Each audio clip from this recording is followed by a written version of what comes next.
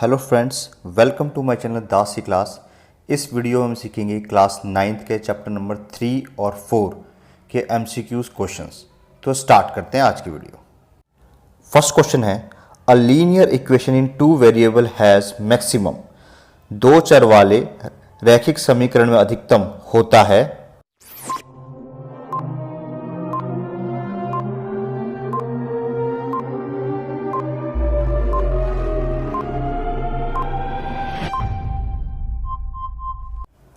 तो जैसे हमारे पास कोई भी एक दो चर वाला रैखिक समीकरण, जैसे मैंने सपोज कीजिए लिखा x + y = 5 लिखा, तो इसमें हम x की वैल्यू डालें, 0 डाल दे, 1 डाल दे, 2 डाल दे, 3 डाल दे, बहुत कोई वैल्यू हम डालते जाएं तो हमारे पास y की जो वैल्यू है वो आती चली जाएगी, आती चली जाएगी, आती चलेगी। तो इसका मतलब क्या है कि हम बहुत सारे जो है हल निकाल सकते हैं। तो हमारा जो आंसर आएगा वो इन्फिनाइट मैनी सोल्यूशन या अनंत हल आएगा, option number C. Question number 2 है, equation of y = 3x can be represent. y = 3x का समीकरण निरूपित किया जा सकता है।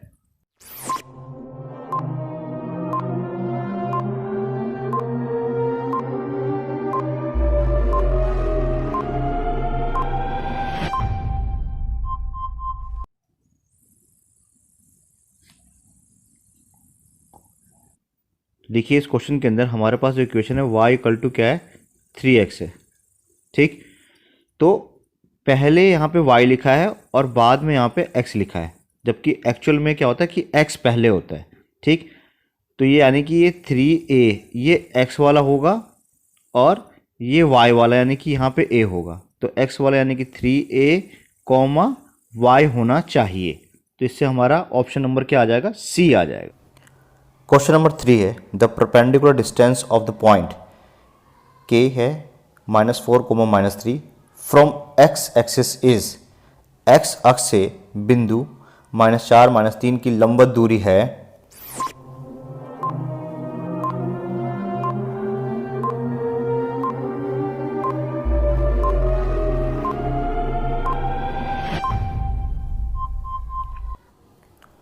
तो देखिए इस क्वेश्चन में जो x है वो कितना है, -4 है, यानी कि हमारा इस पॉइंट पे, और यहाँ से जाना है हमें y की वैल्यू -3। तो y की वैल्यू नेगेटिव वैल्यू जो -3 होती है नीचे की तरफ होती है, तो हम नीचे की तरफ जाते हैं तो हम इस पॉइंट पे आ गए। ठीक, तो हमारा ये पॉइंट है। अब क्वेश्चन में पूछा गया है परपेंडिकुलर डिस्टेंस, ये हमें x एक्सिस से परपेंडिकुलर डिस्टेंस, तो हम ये हमारा x एक्सिस है, इससे हम नीचे की तरफ चलते हैं तो परपेंडिकुलर डिस्टेंस कितना आ जाएगा हमारा, 3 यूनिट आ जाएगा। ठीक है, ये 1 हो गया, यहाँ 2 हो गया और ये 3 यूनिट आ गया। तो हमारा जो करेक्ट आंसर आ जाएगा ऑप्शन नंबर डी आ जाएगा। ठीक, डिस्टेंस कभी भी माइनस में नहीं होता है, इसलिए ऑप्शन नंबर ए और बी तो कभी हो ही नहीं सकते, या तो सी होगा या डी होगा। तो एक्स एक्सिस से बोला गया तो हम एक्स एक्सिस से परपेंडिकुलर ड्रॉ करते हैं, यानी कि 3 यूनिट का डिस्टेंस है। नेक्स्ट क्वेश्चन देखते हैं। क्वेश्चन नंबर 4 है, if y coordinates of a point is 0 then this point always lie. यदि किसी बिंदु का y निर्देशांक 0 है तो वह बिंदु हमेशा स्थित होगा।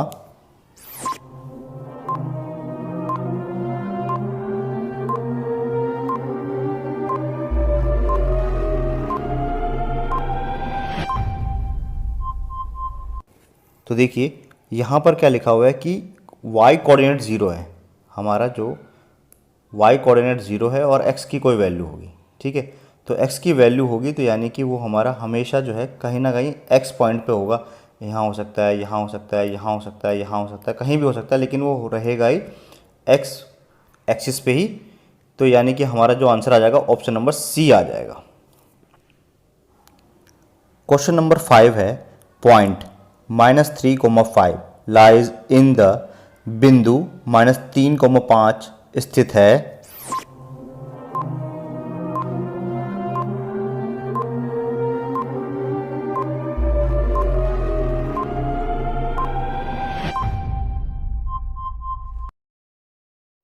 तो देखिए अगर हम इसको ग्राफ पर ड्रॉ करते हैं तो x की वैल्यू है -3 हमारा इस पॉइंट पे होता है, और हमारा y क्या है, 5 है।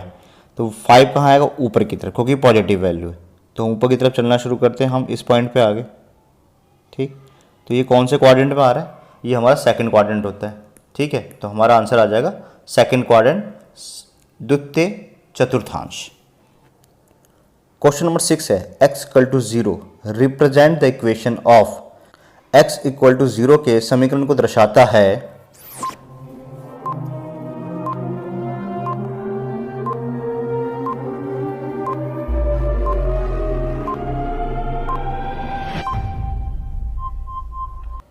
तो देखिए इस क्वेश्चन में हमारे पास क्या है, x की वैल्यू 0 है, हमारा जो x और y इस तरह से कोऑर्डिनेट होता है।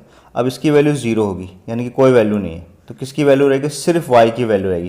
तो जब हम ग्राफ बनाएंगे, ठीक है, तो ग्राफ हम बनाएंगे तो हमारे पास सिर्फ और सिर्फ y की वैल्यू होगी कहीं ना कहीं, जो कि इस लाइन पे होगी, क्योंकि x की कोई वैल्यू नहीं है। तो हमेशा हमेशा सिर्फ और सिर्फ हमें y एक्सिस मिलेगा, यानी कि हमारा आंसर आ जाएगा option number B. Question number 7 है the graph of ax plus b y plus c equal to 0 is. ax plus b y plus 0, ax plus b y plus c equal to 0 का graph है।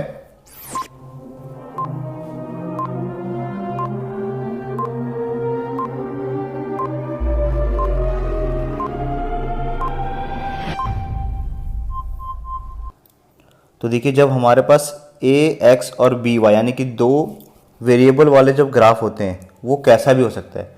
वो हमेशा generally कैसा होता है कि वो एक्स एक्सिस या वाई एक्सिस को इंटरसेक्ट करता है, इस तरीके से, इस तरीके से, इस तरीके से, इस तरीके से, कैसे भी कहीं पर भी इंटरसेक्ट कर सकता है। तो वो एक लाइन बनेगी, बट वो एक जनरल लाइन होगी, कैसे भी बन सकती है, वो पैरेलल नहीं होगा। ठीक है, वो एक्सिस के पैरेलल नहीं होगा, वाई एक्सिस के पैरेलल नहीं होगा। जब सिंगल वेरिएबल का ग्राफ बनता है तभी वो एक्स एक्सिस या फिर वाई एक्सिस के पैरेलल होता है। तो हमारा आंसर आ जाएगा option number C. Question number 8 है signs of the abscissa and ordinate of a point in the second quadrant are respectively. दूसरे चतुर्थांश में एक बिंदु के भुज और कोटि के चिन्ह क्रमशः है।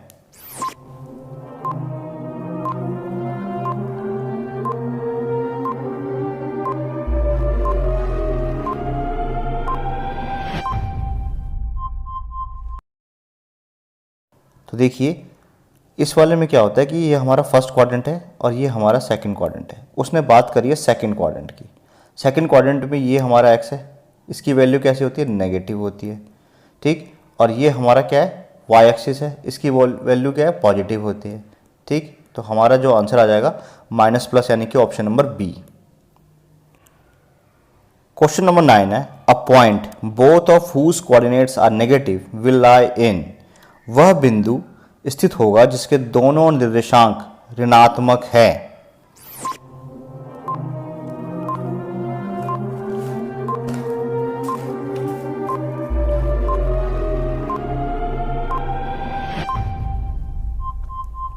तो देखिए जैसे हमारा ये क्वाड्रेंट है, इसमें x भी नेगेटिव चाहिए और y भी नेगेटिव चाहिए, क्योंकि लिखा है बोथ कोऑर्डिनेट्स आर नेगेटिव। ठीक है, दोनों नेगेटिव चाहिए। तो ये हमारा x होता है, यहाँ पे x की वैल्यू क्या है, माइनस होती है। और यही हमारा क्या होता है, y होता है, जहाँ पे y की वैल्यू भी नेगेटिव होती है। तो ये कौन सा क्वाड्रेंट होता है, ये थर्ड क्वाड्रेंट होता है। तो हमारा आ जाएगा option number C, third quadrant, तृतीय चतुर्थांश। क्वेश्चन नंबर 10 है the image of the point -5,5 in y axis has the coordinates. y अक्ष में बिंदु -5,5 के प्रतिबिंब के निर्देशांक हैं।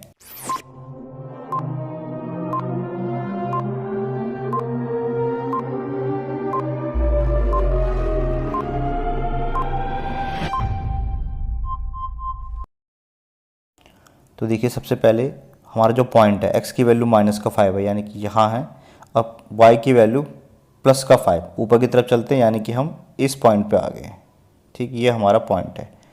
अब उसने बोला है y एक्सिस से इसकी इमेज, ये हमारा y एक्सिस है, इसकी इमेज जो है इस साइड बनेगी।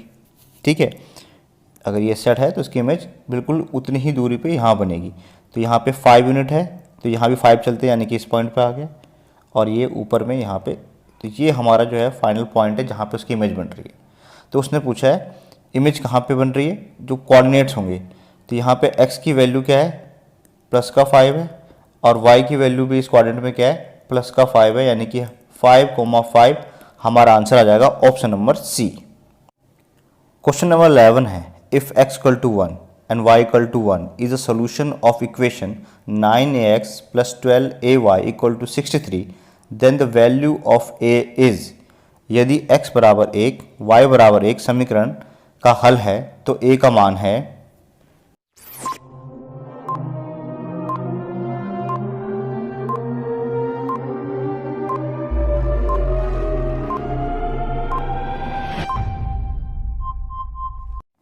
तो देखिए यहाँ पे दे रखा है कि x बराबर और y बराबर दोनों वैल्यू दे रखी है और इसके हल है। हल होने का मतलब क्या है कि ये वैल्यूज़ को सेटिस्फाई करेंगे। ठीक है, तो सेटिस्फाई करने का मतलब हम ये समझते हैं ये वैल्यू जो है इसमें हम डाल सकते हैं x और y के बदले। तो 9a और x 1 है तो a ही बचेगा, y की वैल्यू भी 1 है तो यहाँ पे 12a ही आएगा इक्वल टू 63। तो 12 और 9 21, a बराबर 63 और a का मान आ जाएगा 63 बटे में 21 यानी कि 3। ठीक, तो हमारा उत्तर मिल जाएगा ऑप्शन नंबर ए, 3 इसका आंसर आ जाएगा। क्वेश्चन नंबर 12 है, x बराबर 2 y बराबर 3 is a solution of the linear equation. x बराबर 2 y बराबर 3 रैखिक समीकरण का एक हल है।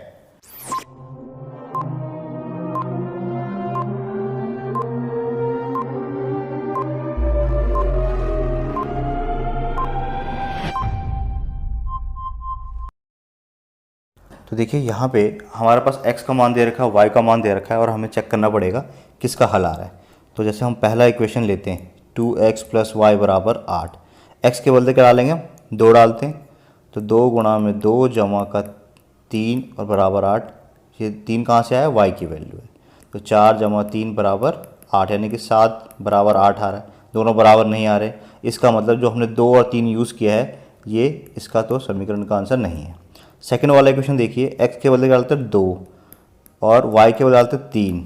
ठीक है, तो 2 जमा 6 8 बराबर 8 आ रहा है, तो बस हमारा उत्तर निकल जाएगा option number B. Question number 13 है, if a minus 2 lies on the graph of 3x minus y equal to 10, then the value of a is. यदि a minus 2 3x minus y equal to 10 के graph पर स्थित है तो a का मान है।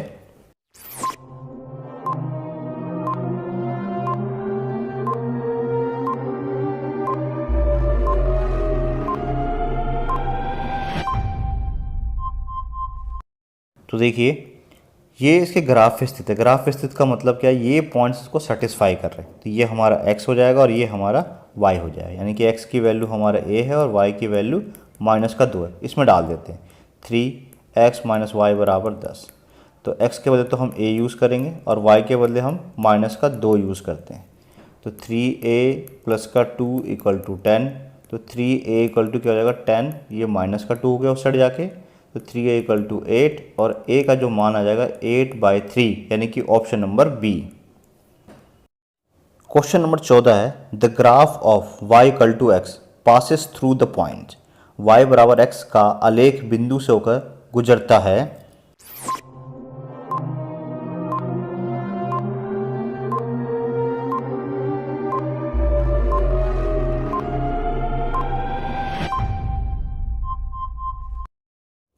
तो देखिए इसमें यहाँ पे दे रखा है y बराबर x का ग्राफ। y बराबर x का मतलब है अगर x 0 होगा तो y भी 0 है, अगर y 1 है तो x भी 1 है, अगर y 2 है तो ये भी 2 है, अगर ये माइनस का 5 है तो ये भी माइनस का 5 सेम टू सेम होना चाहिए। ठीक है, तो इसमें जो हमारा ग्राफ बनता है वो कैसा बनता है, वो इस तरह का बनता है, ये हमारा ग्राफ बनता है। ठीक, तो ध्यान देखिए जो a है, b है और c है, इसमें क्या है कि सेम सेम वैल्यू नहीं है। ठीक है, साइन भी बिल्कुल सेम टू सेम होने चाहिए। तो यहाँ पर साइन जो है डिफरेंट है या वैल्यूज़ डिफरेंट है, इसलिए ए बी और डी नहीं हो सकता। तो हमारा जो करेक्ट आंसर आ जाएगा वो ऑप्शन नंबर सी आ जाएगा 1। क्वेश्चन नंबर 15 है, which of the following equation represent a line parallel to y axis.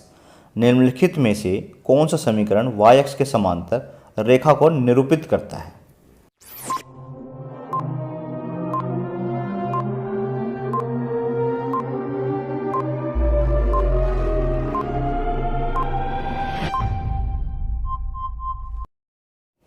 तो देखिए ध्यान से, यहाँ पर अगर मैं पहला ऑप्शन ले लूँ 2x इक्वल टू 3y, तो मैं अगर x की वैल्यू डालूंगा तो मेरे पास y की वैल्यू कुछ निकलेगी, फिर x की डाल सकता हूँ तो y की वैल्यू निकलेगी।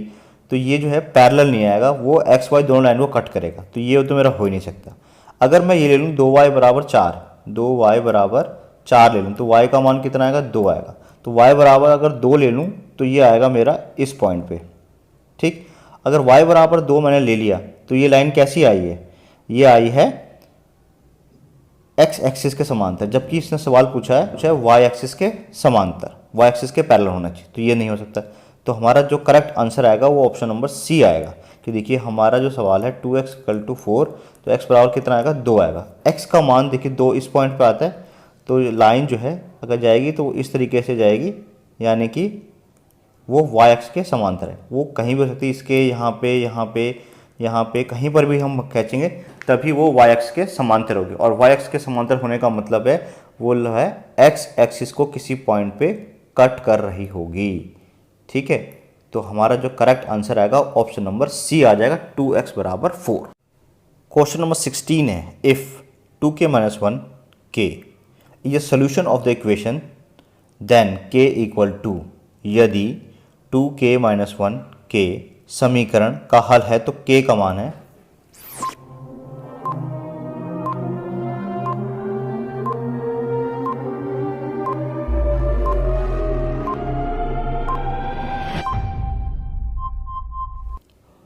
तो देखिए इस सवाल के अंदर ये k के मान है। k के मान होने का मतलब क्या है कि जो पहली वैल्यू है 2k माइनस 1 ये हमारा x है, और y की वैल्यू क्या है, k है। हमेशा पहले x होता है, बाद में हमेशा y होता है। ये वैल्यू हम इसमें डाल देते हैं, तो हमारा देखिए 10x minus 9y equal to 12 है। x के बदले हम क्या डाल लिखेंगे, 2k माइनस का 1 माइनस y के बदले लिखेंगे k बराबर 12। इसको ब्रैकेट सॉल्व करते हैं, 10 को 2 से गुणा करेंगे तो कितना आ गया, 20 के। 10 को 1 से करेंगे तो माइनस का 10 माइनस 9k बराबर 12। k वाले एक तरफ, नंबर वाले एक तरफ, तो 20k और माइनस, तो ये कितना बच गया, माइनस का 11k। और इस 10 को उधर ले जाते हैं तो ये प्लस का 10 हो गया, यानी कि 11k इक्वल टू 22, और k की वैल्यू कितनी आ जाएगी, 22/11 यानी कि 2। तो हमारा आ जाएगा ऑप्शन नंबर बी।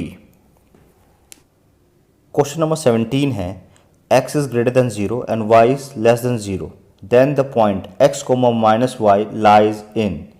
x बड़ा है 0 से और y छोटा है 0 से, तो बिंदु x, माइनस वाई स्थित है।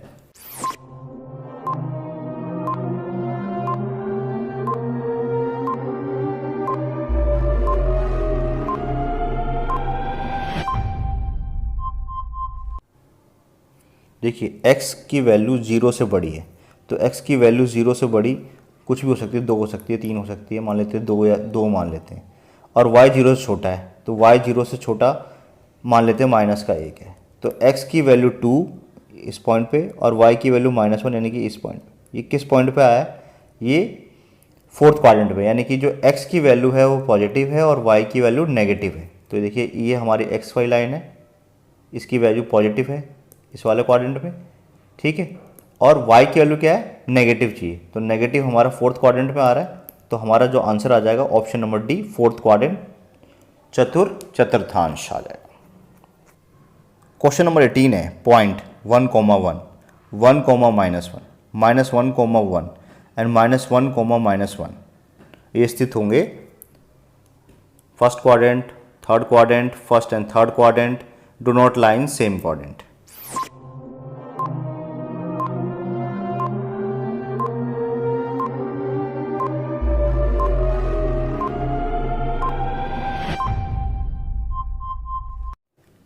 तो देखिए जो पहला पॉइंट है 1, 1, तो 1 हमारा,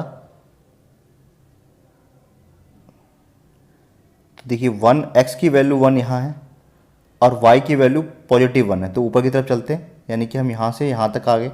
तो हमारा पहला पॉइंट तो ये आ गया। दूसरा है x की वैल्यू 1, x की वैल्यू 1 और y की वैल्यू -1, वो हमारा इस पॉइंट पे आएगा, ठीक। अब नेक्स्ट है x की वैल्यू -1, x की वैल्यू -1 यहाँ है और x की वैल्यू +1, तो ऊपर की तरफ चलेंगे यानी कि इस पॉइंट पे आएगा, ठीक। ये तो सारे अलग अलग क्वाड्रेंट में आ रहे हैं, तो इसका मतलब फोर्थ को देखने की ज़रूरत नहीं है और हम डायरेक्ट लिख देंगे do not lie in same quadrant, एक ही चतुर्थांश में स्थित नहीं है, यानी कि ऑप्शन नंबर डी आ जाएगा। क्वेश्चन नंबर 19 है abscissa of all the points on the x axis is, x x पर सभी बिंदुओं का भुज है, पॉजिटिव इंटीजर है, धनात्मक पूर्णांक, ऋणात्मक पूर्णांक, एनी नेचुरल नंबर कोई भी प्राकृतिक संख्या, और एनी नंबर कोई भी नंबर।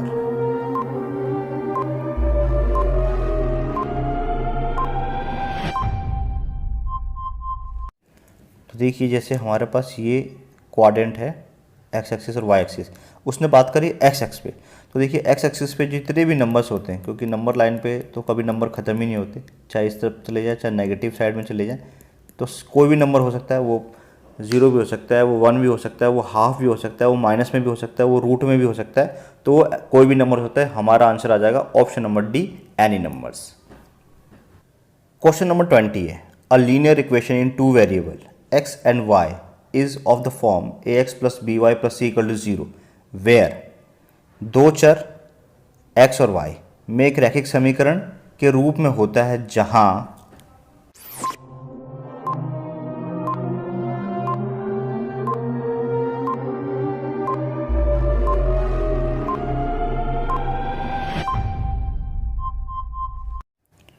तो देखिए जो हमारा समीकरण है a x plus b y plus c equal to 0, यहाँ पर उन्होंने बोला है लीनियर इक्वेशन है दो वेरिएबल में, ठीक है, टू वेरिएबल होना चाहिए, तो x भी होना चाहिए और y भी होना चाहिए। अगर a 0 हो जाता है, अगर a 0 हो जाएगा तो ये सब खत्म हो जाएगा, सिर्फ हमारे पास y बचेगा, या हमारे पास b 0 हो जाता है तो ये y खत्म हो जाएगा, यानी कि हमें x भी चाहिए और y भी चाहिए, तो a भी 0 नहीं हो सकता और b भी 0 नहीं हो सकता, तो इसका मतलब आ जाएगा ऑप्शन नंबर बी।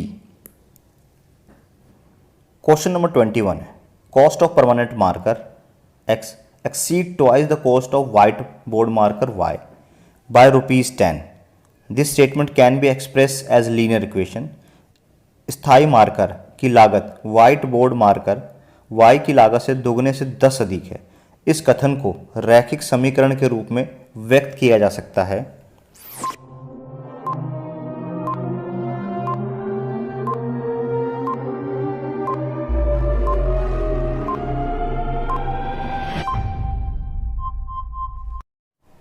तो देखिए सबसे पहले इस क्वेश्चन को ध्यान से देखते हैं। यहाँ लिखा हुआ है कॉस्ट ऑफ परमानेंट मार्कर, तो परमानेंट मार्कर जो कॉस्ट है वो x है, एंड दूसरा है हमारे पास cost of whiteboard marker, whiteboard marker ये हमारा ₹y का है, ठीक है। अब उसने कहा है कॉस्ट ऑफ परमानेंट मार्कर जो है एक्सीड करता है, ज़्यादा है, किससे ज़्यादा है, cost of whiteboard marker twice the cost of whiteboard marker, इससे ट्वाइस से बाय ₹10, ठीक है। तो कॉस्ट ऑफ परमानेंट मार्कर जो है उसके ट्वाइस से 10 रुपये ज़्यादा है, ठीक है। तो हम क्या करते हैं, इसमें 10 जोड़ देते हैं, इसमें भी वाइट बोर्ड मार्कर में, दोनों क्या हो जाएंगे, बराबर हो जाएंगे, ठीक। वो 10 रुपये उसके दुगने से 10 रुपये ज़्यादा था white permanent marker, permanent marker जो था उसके दुगने से 10 ज़्यादा था, तो मैंने क्या करा उसके दुगने में भी 10 जोड़ दिया, अब दोनों क्या हो गए, बराबर हो गए। तो उसको हम सबको एक साइड ले आते हैं, -10 = 0, तो हमारा जो आंसर आ जाएगा ऑप्शन नंबर ए आ जाएगा। क्वेश्चन नंबर 22 है if the graph of the equation this cut the coordinate axis at A and B, the length of the longest side of triangle AOB is, यदि समीकरण का आलेख निर्देशांक अक्षों को A और B पर काटता है तो त्रिभुज AOB की सबसे लंबी भुजा की लंबाई है,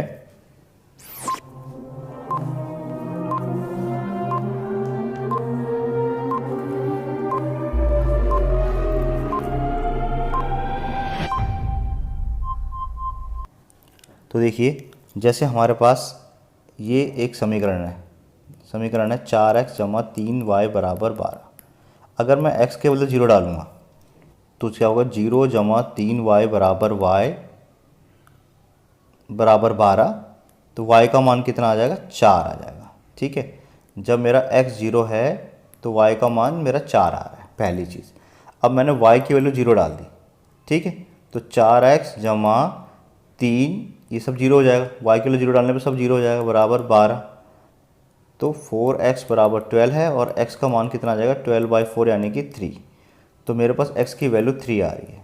ठीक, अब मैं इसको ग्राफ पे बना लेता हूँ। x0 y की वैल्यू 4, तो x0 यहाँ है और y की वैल्यू 4 इस पॉइंट पे आएगा। सिमिलरली अब y0 है और x की वैल्यू 3, वो इस पॉइंट पे आएगा। ठीक, ओके, तो ये मेरा पॉइंट A है और ये मेरा पॉइंट B है। अब उसने बोला कि एक त्रिभुज बनेगा, पहले उसको मिला लेते हैं हम।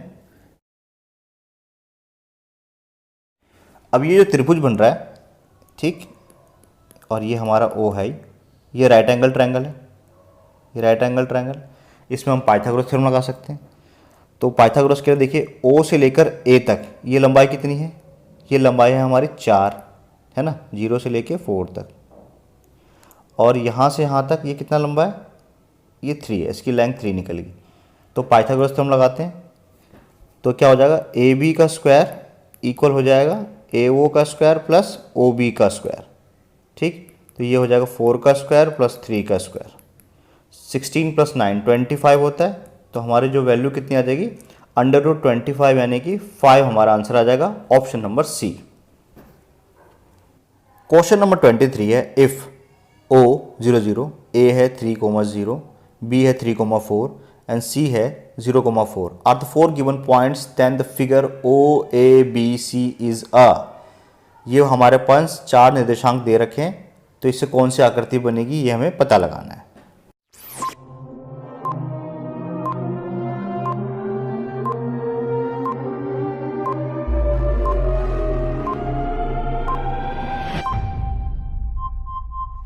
तो देखिए सबसे पहले है 0,0, तो हमारा पहला पॉइंट तो ये होगा।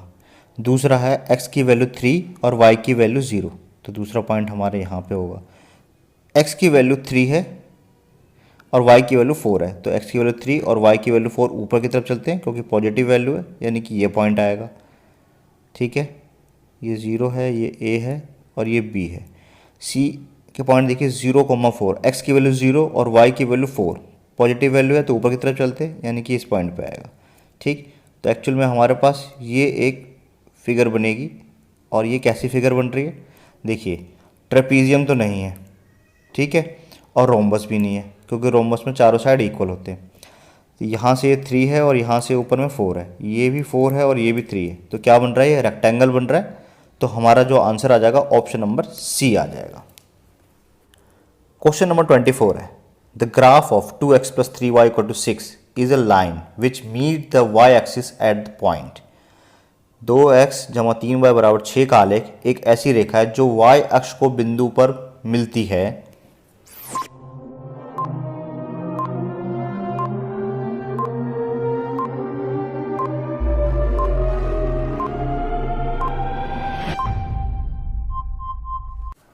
तो यहाँ पर लिखा है कि इस लाइन पे मिलती है और y एक्स पे मिलती है। y एक्स पे मिलने का मतलब है x की वैल्यू 0 होगी और y की कोई वैल्यू होगी। तो जहाँ पर x की वैल्यू 0 नहीं है, यानी कि ऑप्शन A नहीं है, ऑप्शन B नहीं है, तो कभी होगा ही नहीं, या तो अब C होगा या फिर D होगा। ठीक, अब इसमें से हम एक वैल्यू इसमें डाल के देख लेते हैं। सबसे पहले C को चेक करते हैं, 2 इंटू 0,2 है, x के लिए 0 डाला, प्लस 3 इंटू 2 बराबर का 6, ये 0 हो गया, तो 6 बराबर 6 आ रहा है, 6 = 6 आ गया। तो इसका मतलब है हमारा जो आंसर आ जाएगा ऑप्शन नंबर सी आ जाएगा। ठीक है, ऐसे आप डी को भी चेक कर सकते हैं, 2 इंटू 0 प्लस 3 इंटू 3 = 6, 9 = 6 आ रहा है, ये दोनों बराबर नहीं आ रहे, तो ये आंसर नहीं होगा। क्वेश्चन नंबर 25 है, if the points 1,0 and 2,1 lie on the graph of ओ है x/a plus y/b = 1, then the value of a and b are respectively. यदि बिंदु 1,0, 2,1 x/a जमा y/b बराबर 1 के ग्राफ पर स्थित है तो a और b का मान क्रमशः है।